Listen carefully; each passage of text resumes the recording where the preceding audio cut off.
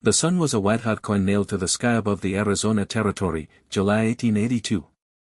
Dust devils danced across the cracked earth like restless spirits, and the only sound was the creak of saddle leather and the ragged breathing of a horse on the edge of collapse. Tomas Morales, a poor rancher whose spread amounted to 30 scrubby acres and a dozen half-wild cattle, rode with his head down, had brimmed dripping sweat onto the reins. His canteen had been empty since noon. His tongue felt like a strip of rawhide. It was returning from selling 2 steers in Tombstone, his entire profit for the year, when he saw them, 5 Apache warriors crouched in the shade of a solitary cottonwood, rifles across their knees, watching him with the flat, unblinking eyes of men who had already decided he was dead. Tomas' heart hammered so hard he thought the horse could feel it. He had heard the stories. Everyone had. Apache raids had burned ranches, stolen children, left widows screaming at empty horizons. His own cousin lay in a shallow grave outside Contention City, throat cut ear to ear. The smart thing, the only thing, was to wheel his horse and ride for his life. But the horse was spent, and the warriors were fresh.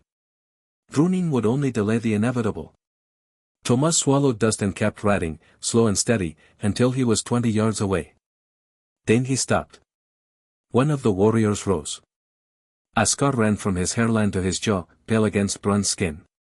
He said nothing, but his hand tightened on the rifle. Tomas lifted the empty canteen and shook it so they could hear the hollow slosh of nothing inside.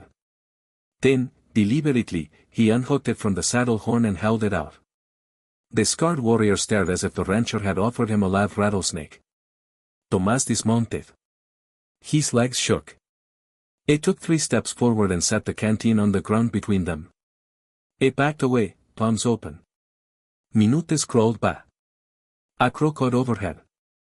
Finally, the scarred warrior, later Tomas would learn his name was Hashka, picked up the canteen. He sniffed it, shook it, then looked at Tomas with something that might have been suspicion or wonder. He tossed it to a younger warrior, who drank greedily, water spilling down his chin and darkening the dust on his chest. Tomas stood there, unarmed, baking under the sun, waiting to die.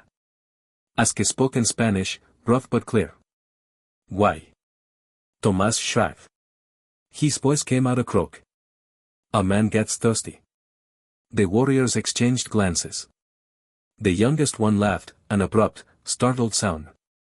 Anoter offered the canteen back. Tomas shook his head. Keep it. Hashka studied him for a long moment. Then he reached behind his back and drew a skin of water, full and cool from some hidden spring. He tossed it underhand. Tomas caught it. The weight of it felt like mercy. He drank. The water tasted of moss and mountain snow. When he lowered the skin, Hashka was already turning away. The warriors melted into the mesquite-like smoke. Tomas rode home in a daze. He kept expecting arrows between his shoulder blades, but none came. 3 nights later, the sky over the Dragoon Mountains glowed orange. Riders had hit the Sanchez Ranch, again. Tomas heard the gunfire from his porch, saw the flames licking the darkness. He stood there clutching his old Henry rifle, knuckles white. Part of him wanted to ride over, to help, to fight. Another part whispered that Apaches never forgot a debt, and debts could be paid in blood. He saddled his horse anyway. When he reached the burning ranch, he found old man Sanchez and his daughters huddled behind the corral, faces streaked with soot.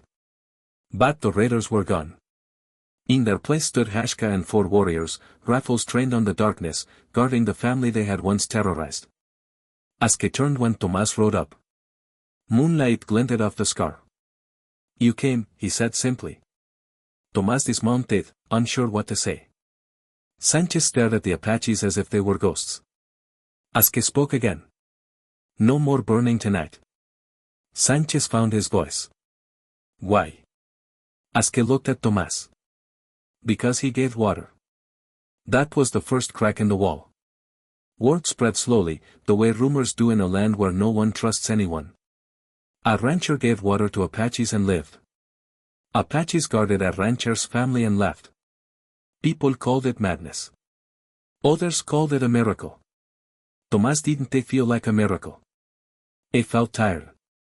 His cattle were still thin, his roof still leaked, and every creak in the night still made him reach for the rifle. But something had shifted inside him, like a wagon wheel finding a new rut. One morning in early September, a shadow fell across his doorway. Aske stood there alone, holding a bundle wrapped in deerskin. Tomás' hand went to the pistol on his belt before he could stop himself. Aske noticed but said nothing. He laid the bundle on the table. Inside was a Colt revolver, new, oiled, beautiful, and a pouch heavy with silver coins. For the steers you will lose, Hashka said. My people take. Now I give back. Tomás stared at the gun. I can't buy peace with this. You already did, Hashka replied. With water. He left before Tomás could answer. Winter came early that year. Snow dusted the huachucas, and the grass turned silver. Tomás' herd should have starved, but every few weeks a deer carcass appeared on his doorstep, gutted and ready, no arrow marks, no tracks leading away.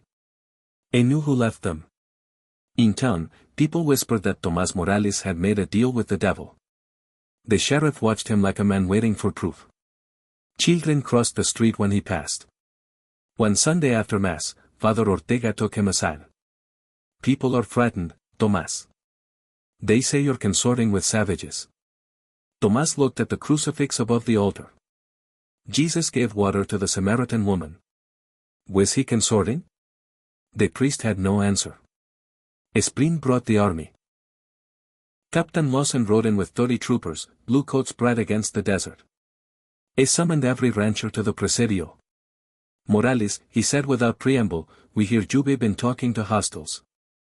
Tomás stood in the sun-baked courtyard, hat in his hands. I gave a man a drink of water, Captain. That's all. Lawson's eyes were cold. Men have died for less. That night, Tomás sat on his porch, cleaning the cold Hashka had given him.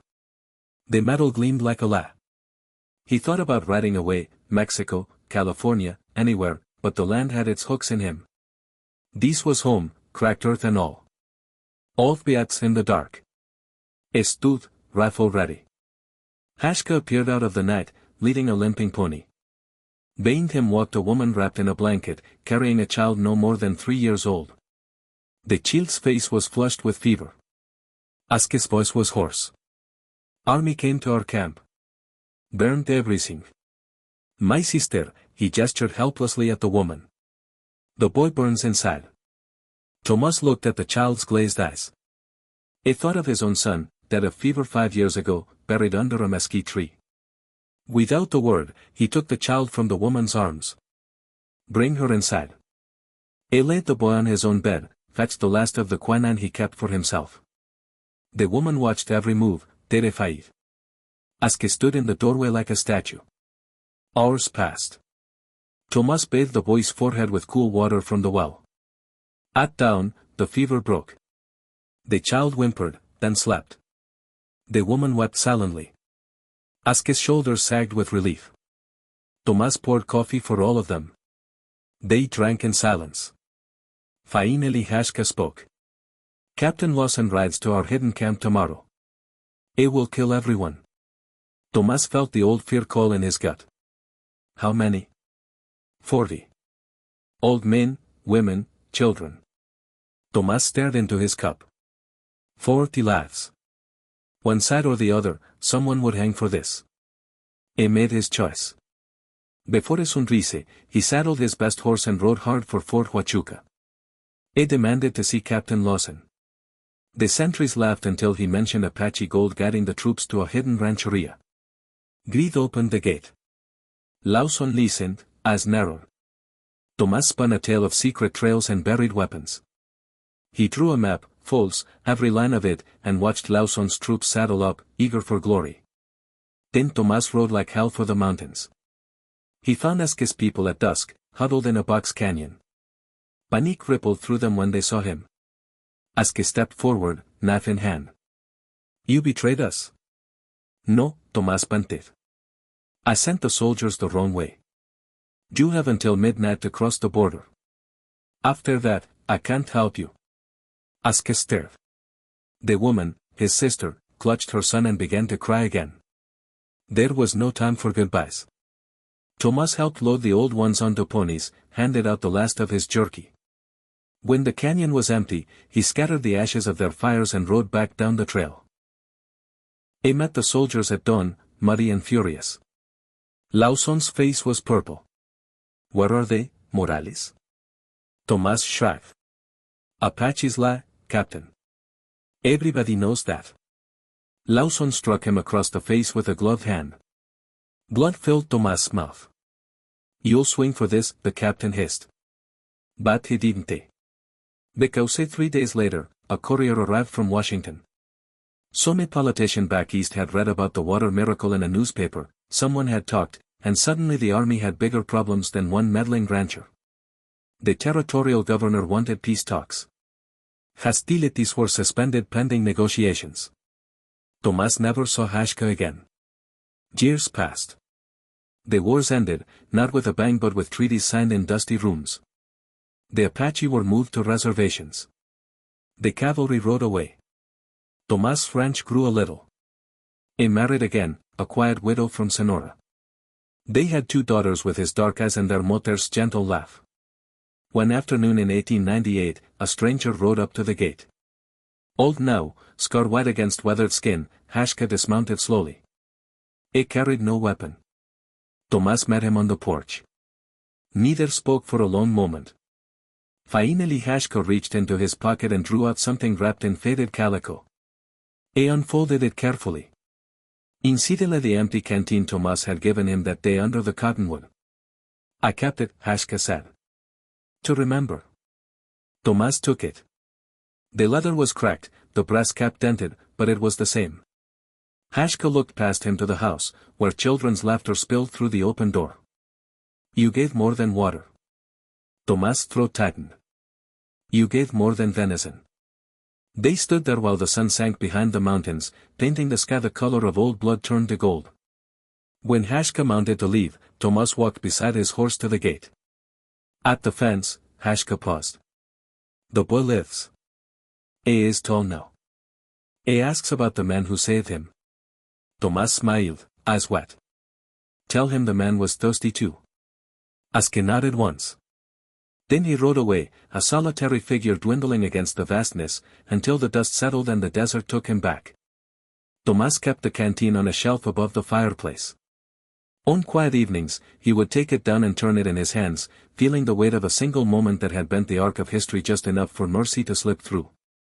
And sometimes, when the wind moaned through the cottonwoods, he imagined he heard water sloshing inside, cool, clear, impossible water that had quenched more than thirst. It had quenched a war.